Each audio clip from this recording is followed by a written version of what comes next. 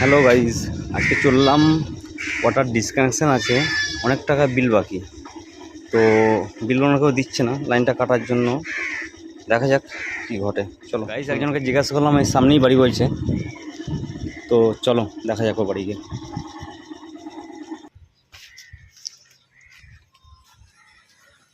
বুঝি ভাইজান, হালিম শেখের বাড়ি কোনটা? হ্যাঁ,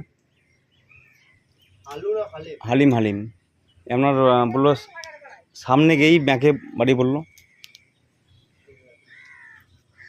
জামাত শেখ বাপের নাম, জামাত শেখ বাপের নাম এটা।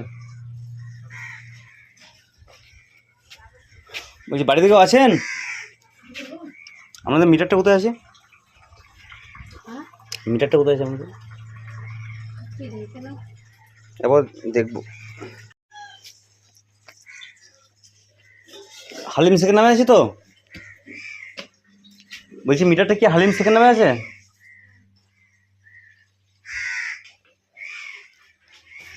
আপনারা কি বিল দেবেন না? কবে দেবেন? দুদিন পর? আজকে এতদিন বিল দিলেন না, আবার দুদিন পর আপনি দেবেন?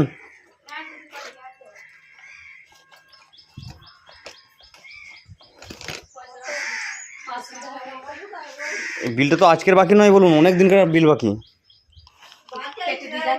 হ্যাঁ, লাইনটা কেটে দিয়ে যাচ্ছি। আপনি দিয়ে আসেন বিল, তারপর হচ্ছে আবার জুড়ে দেওয়া হবে।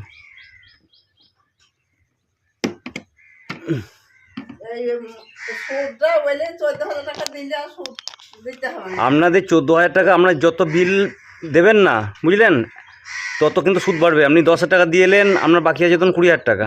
তাহলে আবার 2-3 মাস পর আবার সে 20,000 টাকা আপনার ইয়ে হয়ে যাবে, সুদ আসল সমান হয়ে যাবে। অতএব যখন বিলটা যখন দেবেন, পুরো বিলটা দিয়ে দেবেন। আপনি দিয়ে আসেন, ঠিক আছে?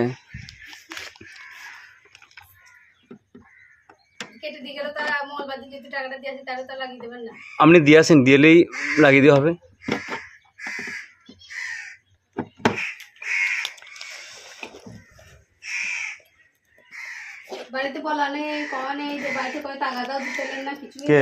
আপনার কি বাড়িতে কারেন্টে তার বিলটা বাকি কেন? আপনি সে কথাটা আপনি অফিসে গিয়ে বলবেন যে কোনো নোটিশ দেননি কেন। আমাকে তো বলে লাভ নেই, বলুন।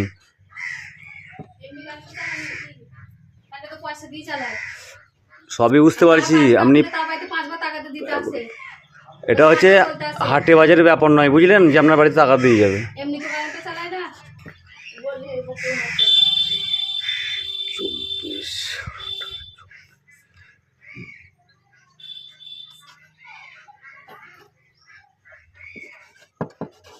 আপনি যা বলার অফিসে গিয়ে বলবেন,